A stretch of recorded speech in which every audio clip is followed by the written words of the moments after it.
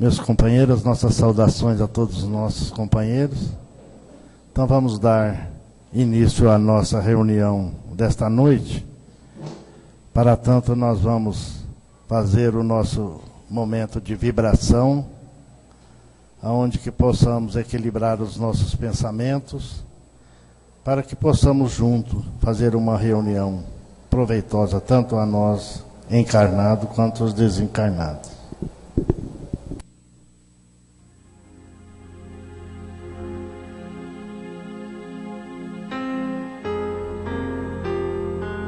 Senhor, se um dia eu tiver sufocado, preso, cheio da vida, com vontade de subir, morrer, insatisfeito comigo e com o mundo em torno de mim, pergunta-me se eu quero trocar a luz pelas trevas. Pergunta-me se eu quero trocar a mesa posta pelos restos que tantos vêm buscar no lixo. Pergunta-me se eu quero trocar meus pés por uma cadeira de rodas. Pergunta-me se eu quero trocar a minha voz pelos gestos.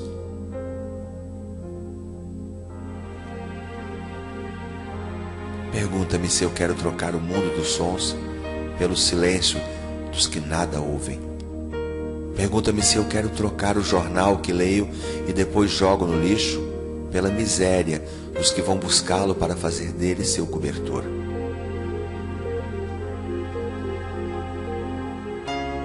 Pergunta-me se eu quero trocar minha saúde pelas enfermidades de tanta gente.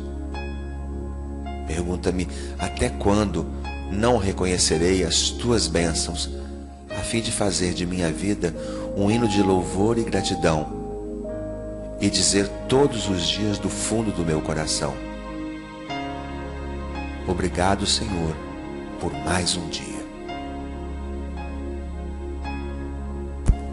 E assim, meus irmãos, com essa mensagem, nós vamos dar início à nossa reunião desta noite. Que a paz de Jesus possa permanecer com todos. Que assim seja.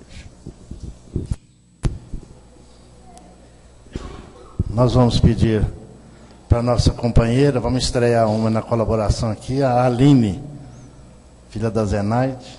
Ah, está aqui. Eu não vi que você estava aqui, está te procurando lá atrás.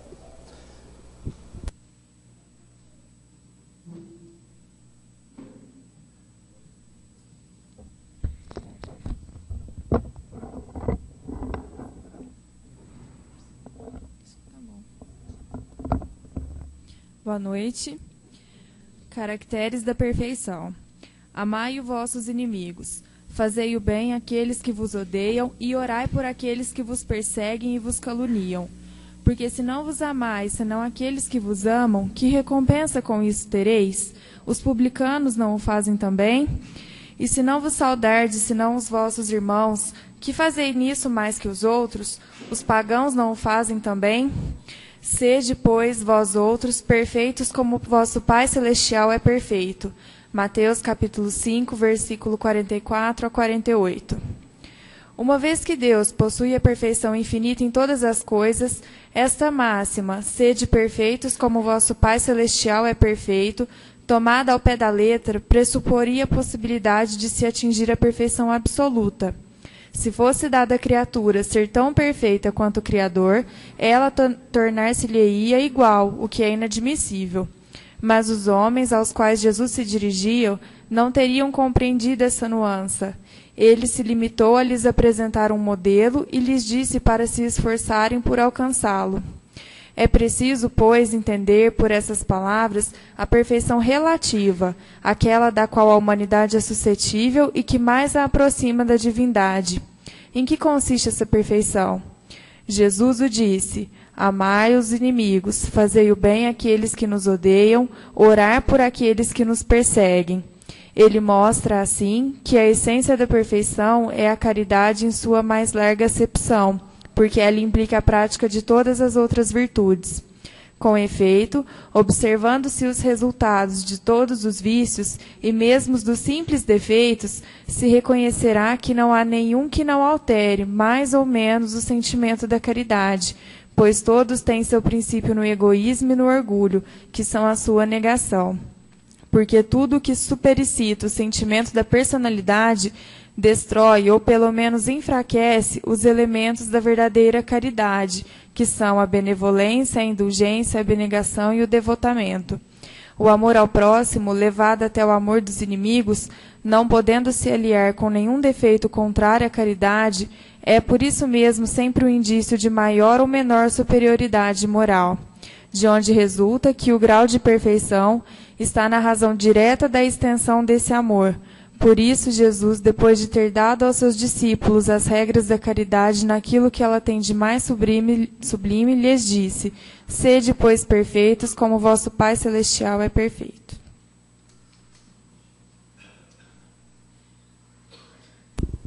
Nós agradecemos a colaboração da nossa companheira, espero contar com ela várias vezes aí. Então nós vamos passar a palavra a Eunice, que preparou o trabalho para esta noite. Esteja à vontade, Eunice.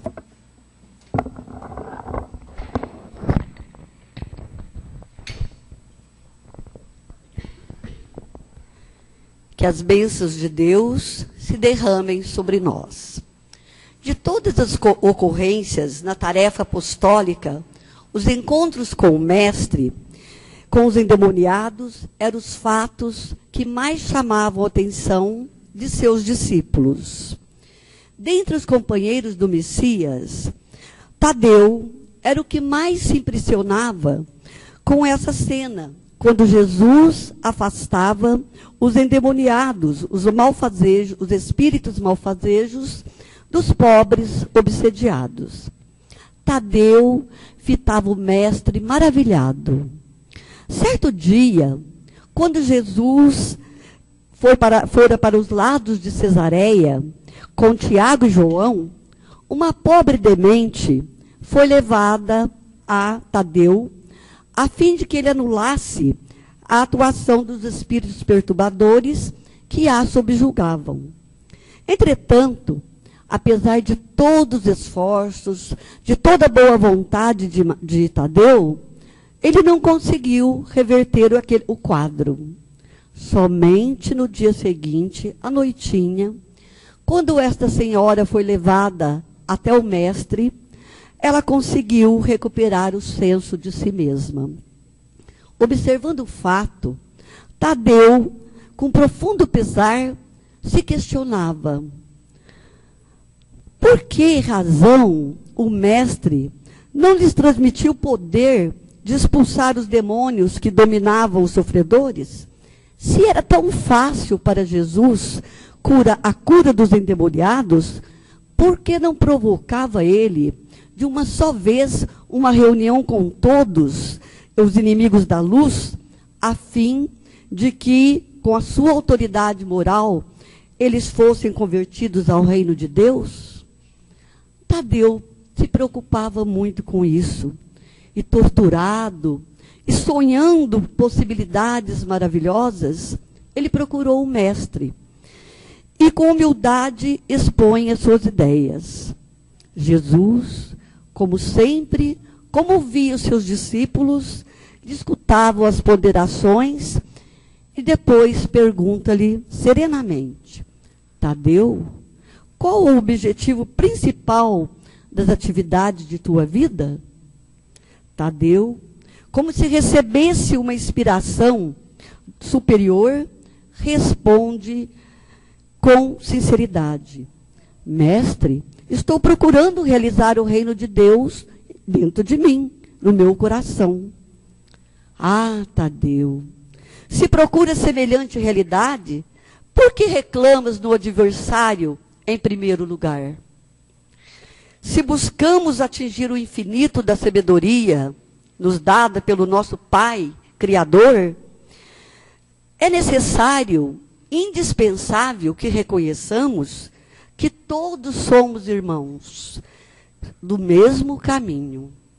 Tadeu, meio também assim surpreso, ele pergunta para o Jesus: Senhor, os espíritos do mal também são nossos irmãos? Jesus responde: Tadeu, toda a criação é de Deus. Os que se vestem hoje a túnica do mal, um dia vestirão a túnica do bem. Mas, mestre, não seria justo convocarmos todos os gênios malfazejos para que se convertam à verdade dos céus? O mestre, sem se surpreender com essa observação, diz: por que motivo Deus não procede assim? Porventura teríamos nós uma substância de amor mais poderosa, mais sublime do que seu coração paternal? Tadeu, jamais olvidemos o bom combate da má semente. Não desdenhe a obra da luta pela vitória do bem, encarando qualquer posição difícil como um ensejo sagrado para demonstrar a tua fidelidade para com Deus. Abraça sempre o teu irmão. Se o mundo parece povoar-se de sombras, é preciso reconhecer que as leis de Deus são sempre as mesmas em todas as épocas da vida. É indispensável meditar na lição do nosso Pai e não estacionar no meio do caminho que percorremos. Se os inimigos do reino se empenham em batalhas sangrentas, não ouvides o teu próprio trabalho. Se lançam perseguições contra as verdades divinas, não se esqueça que tens contigo uma verdade que ninguém poderá roubar jamais, que é a verdade divina. Os grandes patrimônios da vida, Tadeu, não pertencem à terra, e sim ao céu. E além dessa vida, ninguém te perguntará pelas obrigações que tocam a Deus, mas unicamente pelo mundo interior que te pertence sobre as vistas do Senhor. Tadeu contemplou o mestre, tomado de profunda admiração, e agradecia por esses esclarecimentos, mas ainda perguntou: mestre, mestre, os seus esclarecimentos caem em meu coração como luzes, uma nova luz. Mas eu ainda quero lhe questionar. Eu ainda tenho dúvida, mestre. Eu ainda preciso de sua ajuda. Então ele disse: será que eu terei errado quando externei a minha preocupação com esses espíritos malfazejos? Não devemos, então, nos preocupar e convocá-los ao bom comportamento? O mestre sorriu, olhou para Tadeu e disse: Tadeu, toda intenção boa é levada em justa conta, mas não se deve tentar a Deus. Cada coisa ao seu tempo, sem precipitações. E prossegue falando para ele: o adversário sempre é um necessitado que comparece ao banquete das nossas alegrias. E por isso, embora não o tenha convocado, convidando somente os aflitos, os simples e os de boa vontade, nunca lhes faltei com amor, nunca fechei as portas do meu coração. Eu sempre os encarei como oportunidade de trabalho que Deus nos julga digno. Tadeu sorriu, satisfeito com essa fonte de conhecimento, porém preocupado ainda com a impossibilidade que ele tivera de ajudar aquela demente que o procurara. Ele novamente disse: Senhor, vossas palavras são sempre sábias. Entretanto, de que necessitamos para afastar os espíritos malfazejos das almas que se estabelecem nas almas? O mestre sorri calmamente e lhe diz: para isto, Tadeu, necessitas do que já disse no início de nossa conversa, da edificação do reino no íntimo do teu ser, sendo este, como você disse, o objetivo de sua vida. Só a luz do amor divino é bastante forte para converter uma alma à verdade. Já vistes no mundo alguém se convencer de palavras bonitas, com as forças das palavras? Elas podem até ser um recurso fácil da indiferença ou uma túnica brilhante, acobertando necessidades penosas. O reino de Deus, porém, fiz arte. O reino de Deus, porém, se pertence à nossa edificação, à nossa luz interior. E a luz ilumina dispensando grandes discursos. Temos que nos lembrar disso, Tadeu. E Tadeu, então, e continuou falando para Tadeu: olha, Tadeu, todos nós temos uma luz dentro de nós. E a luz ilumina, como já disse. Ninguém pode dar ao outro o que não tem. Então nós temos que primeiro conseguir conquistar esses bens, para nós. Depois nós vamos exigir do outro e vamos até repartir com o outro. Mas primeiramente nós temos que edificar esse reino em nosso ser. E ele continuou dizendo para Tadeu: vai, Tadeu, continua o teu trabalho, zela por ti e ama o teu próximo, sem se esquecer que Deus cuida de todos.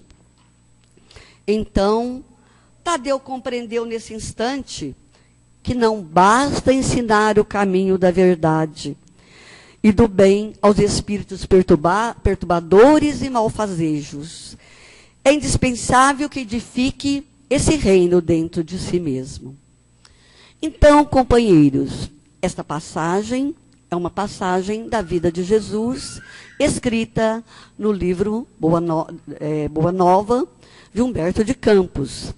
E através desta passagem, nós podemos perceber que, primeiro, para adquirirmos esses caracteres da perfeição, falado neste capítulo 17, é necessário que, primeiro, nós edifiquemos o reino de Deus dentro de nós.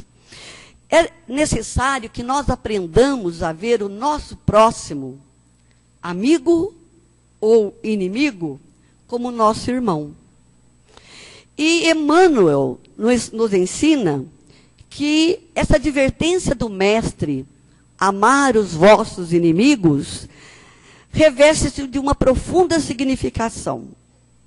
Nós sabemos que Jesus, quando disse, amai os vossos inimigos, ele não quis dizer que nós devemos tratar aquela pessoa que nos quer mal, que nos prejudica até, com o mesmo carinho que tratamos um irmão, que tratamos um filho ou um companheiro de jornada.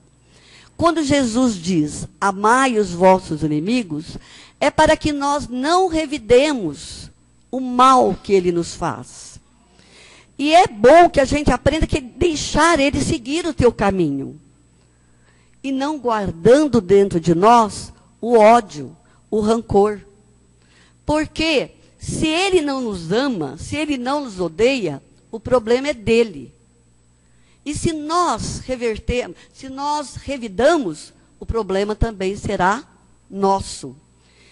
E então nós precisamos entender que esses que nós julgamos inimigos, geralmente eles são altamente benéficos para a nossa vida. E que eles nos constituem um instrumento que trabalham a nossa individualidade, levando-nos à elevação.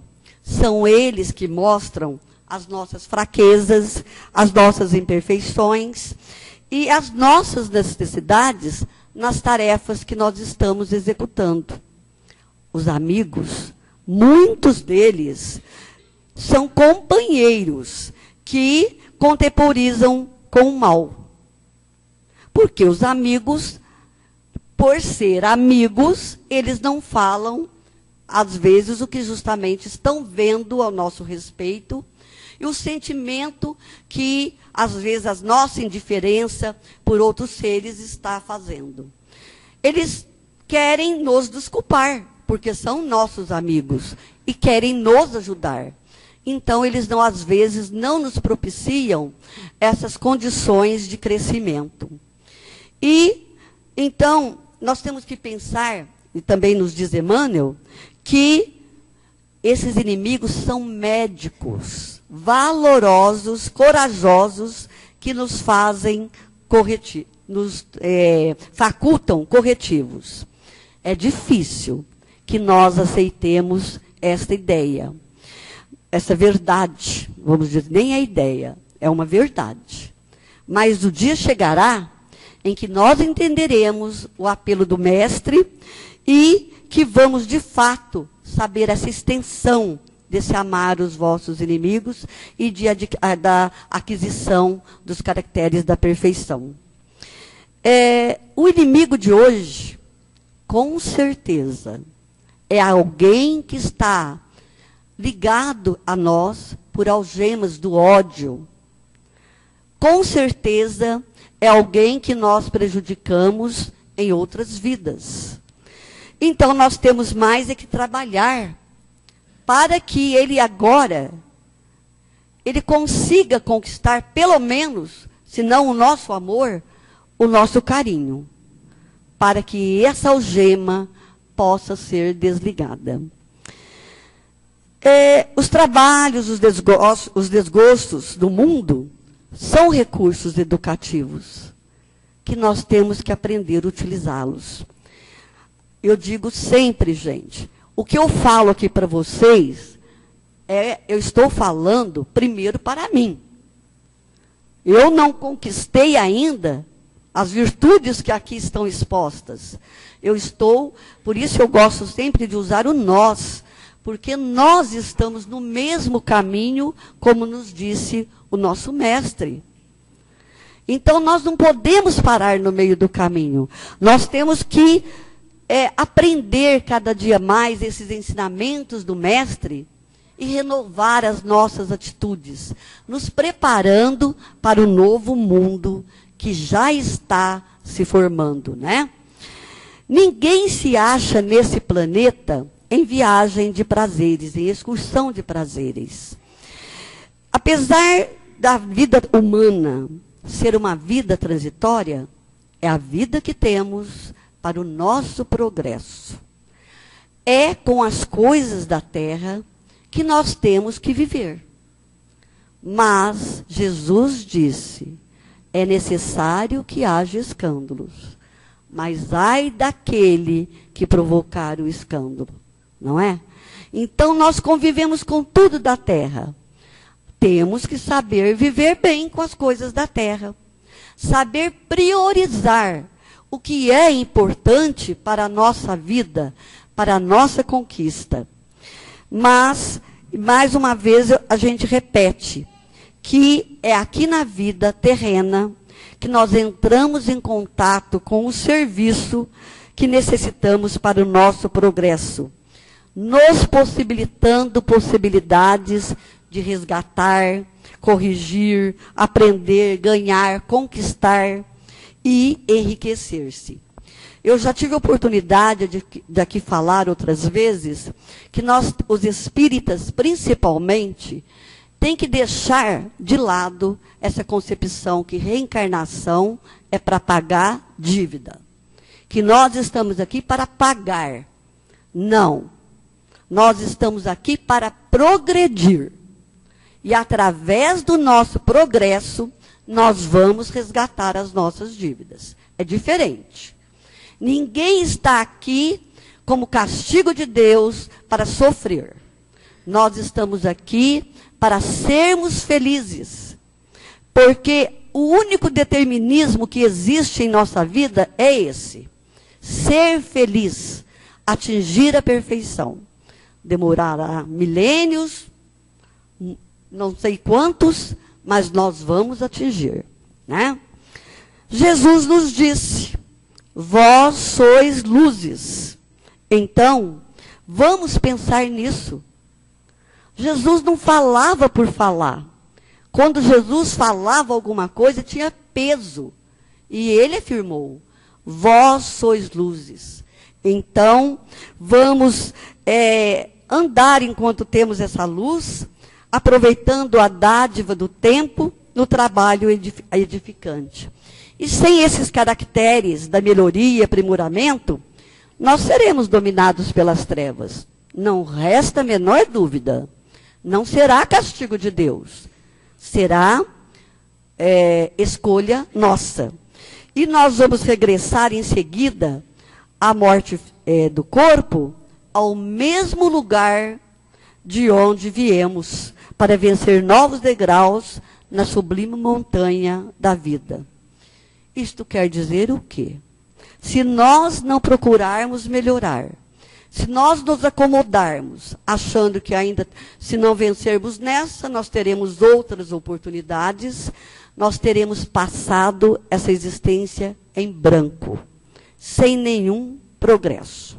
O espírito não retrograde, ele não volta, mas ele estaciona.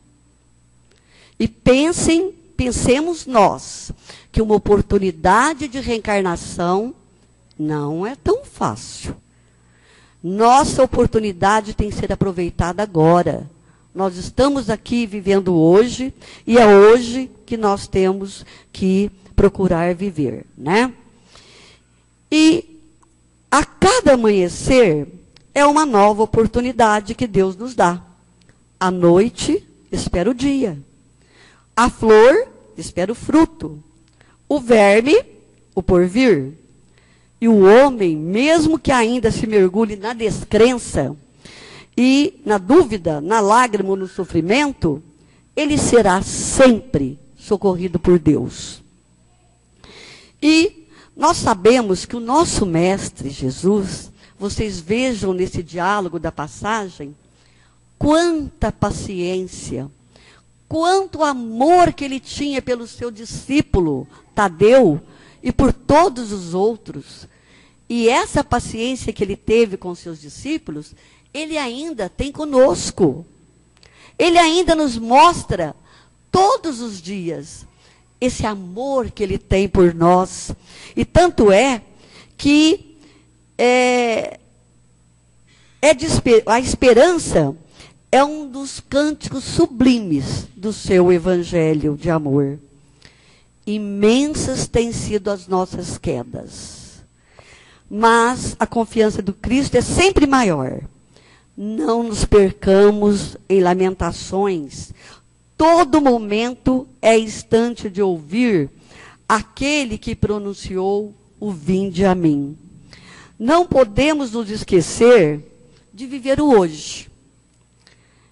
É muito importante isso. Nós temos que ter isso gravado na nossa mente. O hoje é o importante. Por quê? O ontem já passou. O amanhã ainda não chegou. Então, o momento é agora. Para melhorar, para progredir, para que nós conquistemos a verdadeira felicidade. Paulo de Tarso, o apóstolo, disse assim: a cada dia basta o seu mal. Então, não vamos viver o que passou ou o que vai chegar. Vamos viver o dia de hoje. E viver com a esperança que o Mestre deposita em nós. E saber que hoje nós temos vários casos, assim, muitos casos de depressão e muita gente sofrendo por ansiedade. E o que é a depressão? O que é a ansiedade? A depressão é a vivência do passado, é a fixação no passado. E a ansiedade? A vivência do futuro. Quer dizer, enquanto nós estivermos com fixação no passado e vivendo o futuro, nós vamos sofrer as consequências. Nós não vamos viver o hoje e não vamos conquistar o que realmente precisamos. Então é necessário que nós levantemo-nos, prossigamos convictos do que o Senhor nos ofereceu a luz da esperança, a fim de acendermos em nós mesmos a luz da santificação espiritual. E antes de eu terminar a minha fala, eu gostaria de deixar para vocês, de fazer uma homenagem às mulheres, que amanhã é o Dia da Mulher, né? Então, eu gostaria de fazer uma homenagem à mulher, e principalmente às mães, com uma poesia deixada pelo espírito Ivan de Albuquerque, jovem, através da psicografia de José Raul Teixeira. O nome da poesia é Já pensaste, mulher? Mulher, porventura meditaste acerca da oportunidade formosa de ser mãe?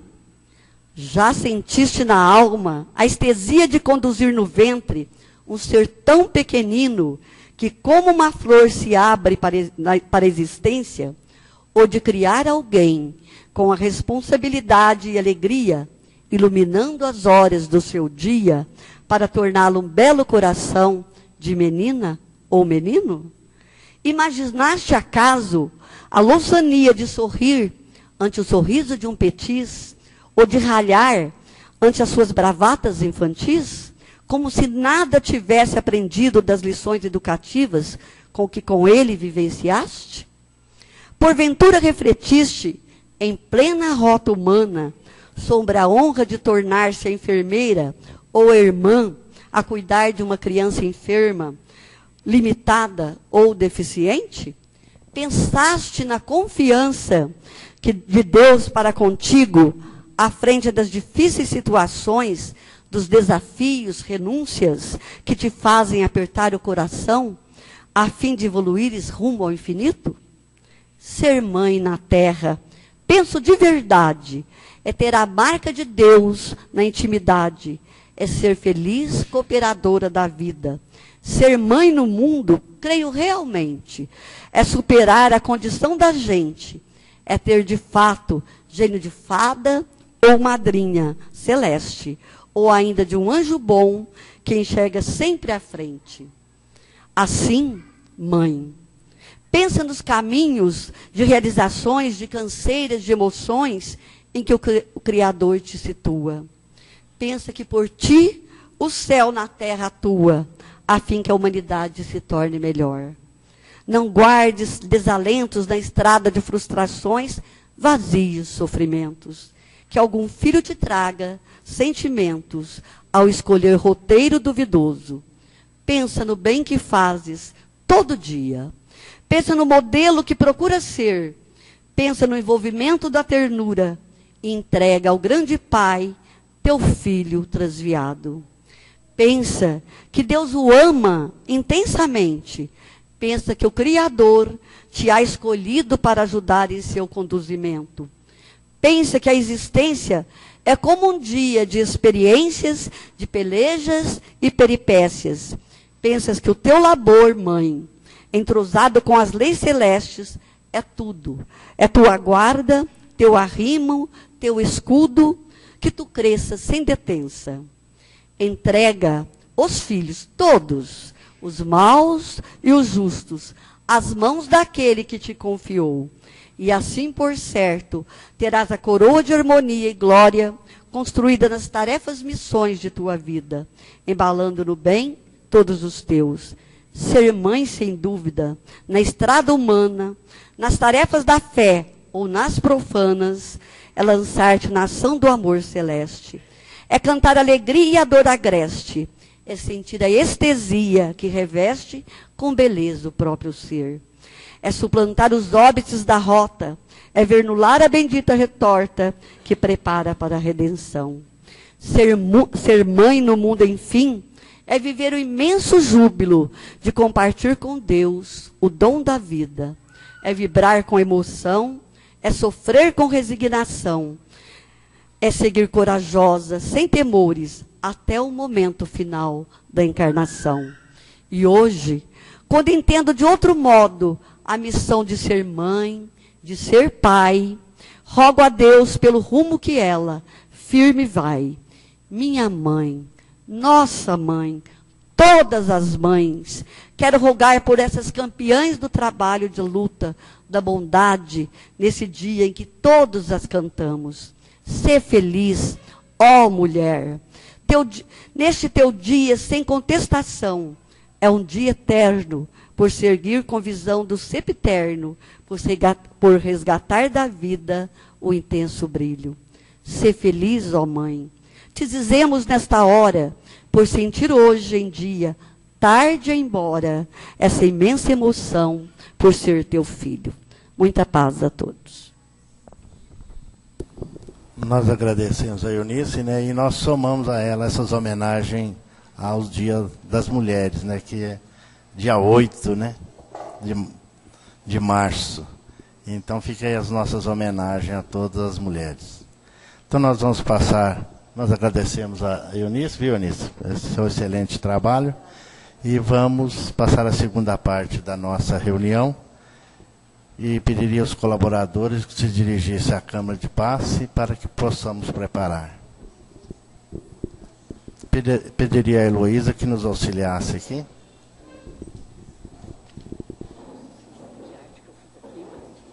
Não, mas aqui não, ela tem a plástico. Tem, né?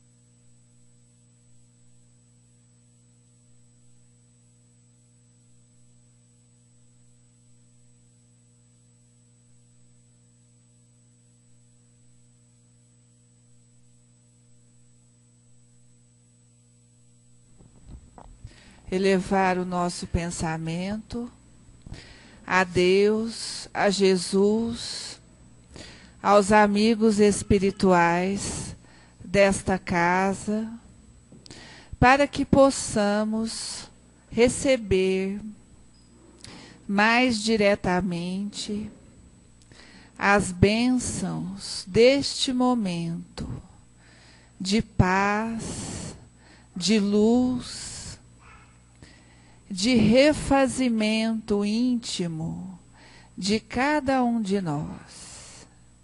Vamos acerenar as nossas mentes, o nosso coração.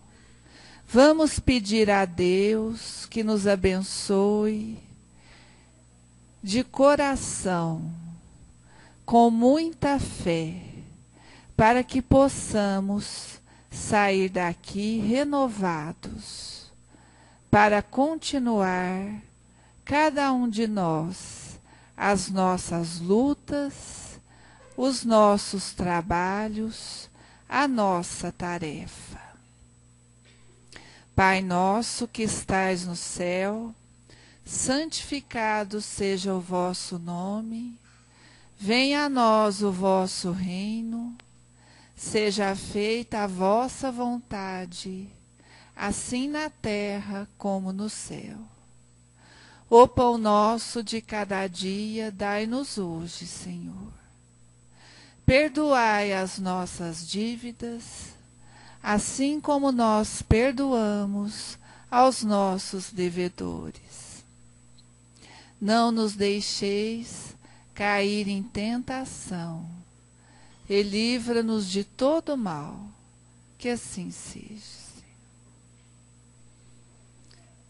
que possamos permanecer em oração, deixar os problemas lá fora e ficarmos vibrando com muita confiança que tudo vai melhorar, que nós vamos vencer, que nós estamos bem, que Jesus não nos desampara, que possamos buscar o otimismo de cada dia, como tão bem disse a nossa irmã, deixarmos o passado para trás, para não cairmos em depressão e não termos medo do futuro, para que a ansiedade não nos consuma. Fiquemos confiantes, otimistas e alegres a cada dia que nós estivermos vivendo, porque a vida, ela é única. A vida resplandece em todas as partes, tanto no plano material, como no plano espiritual. A vida, ela é um dom de Deus e ela é única. Nós somos seres únicos em evolução. E tanto a vida espiritual como a vida material são muito importantes no nosso estágio evolutivo.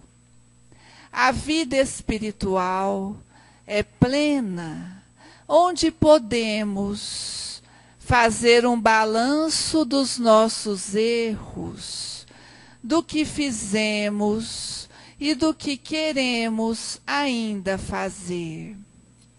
É uma fase onde estamos mais livres para pensar, para ajuizar as nossas condições.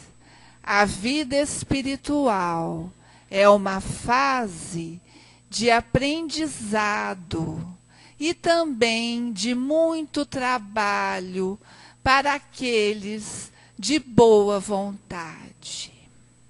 E que cada um de nós, sentindo a necessidade do regresso à matéria, nos preparamos e pedimos para voltar.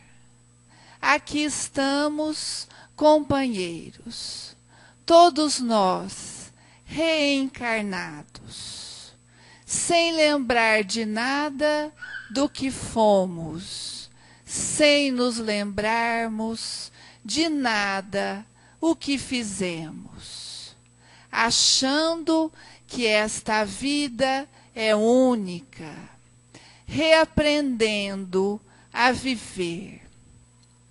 E, com a luz do Espiritismo, nós já sabemos que somos espíritos em evolução.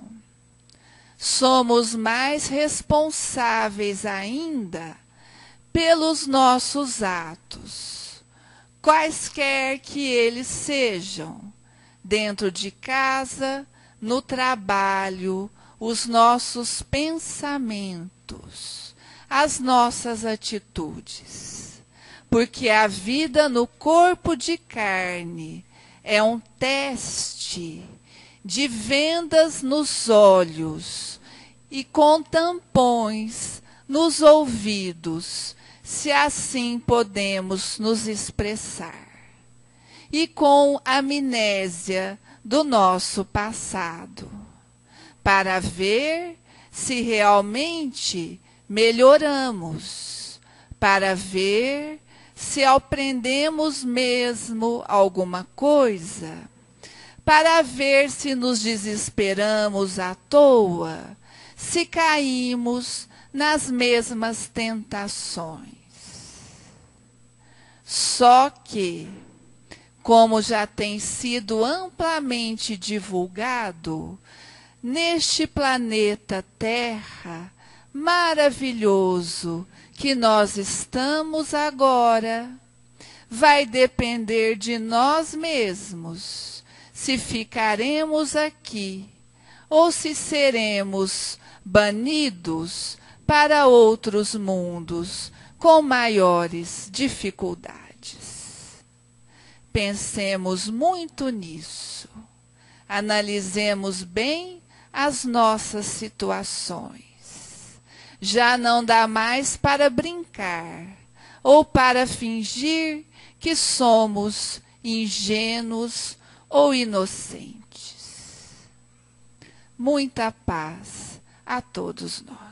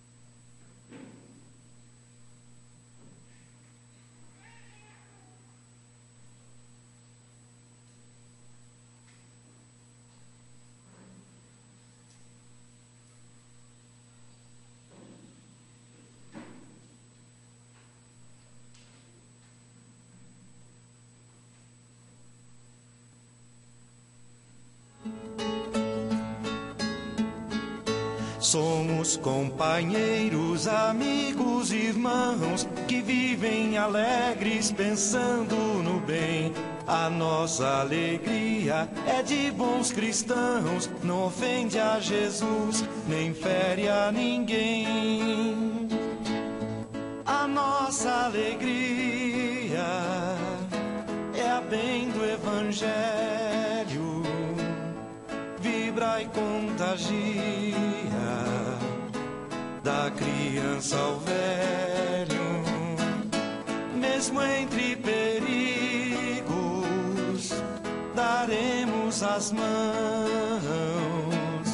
como bons amigos, como bons cristãos. Sempre ombro a ombro, sempre lado a lado, vamos trabalhar com muita alegria pelo espiritismo mais cristianizado, pela implantação da paz e harmonia. A nossa alegria é a bem do Evangelho, vibra e contagia, da criança ao velho, mesmo entre perigos, daremos as mãos, como bons amigos, como bons cristãos. A nossa alegria é a bem do Evangelho, vibra e contagia, da criança ao velho, mesmo entre perigos, daremos as mãos, como bons amigos, como bons cristãos.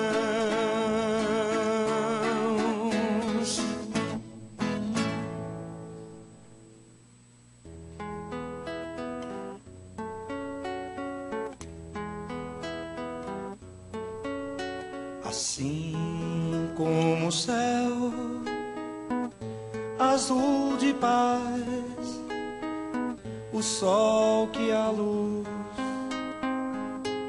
do amor nos traz, eu sinto em mim como é lindo viver.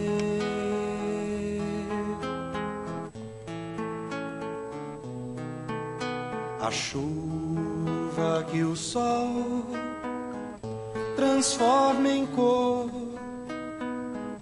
cristais de luz, prismas de amor, eu sinto em mim como é lindo viver.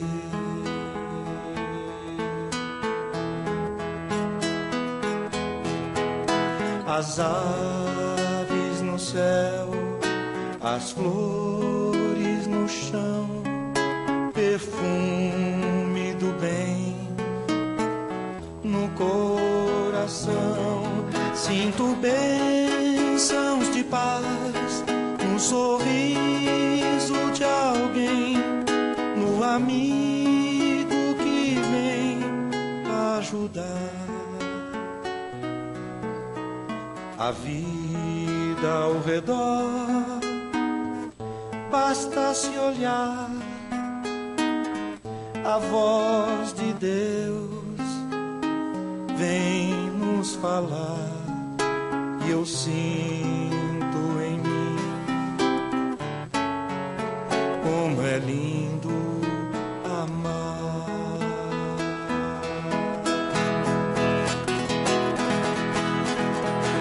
As aves no céu, as flores no chão, perfume do bem no coração. Sinto bênçãos de paz no sorriso de alguém, no amigo que vem ajudar. A vida ao redor, basta se olhar, a voz de Deus vem nos falar, e eu sinto em mim como é lindo amar.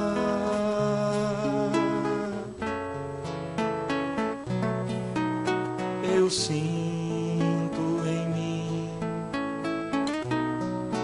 como é lindo amar.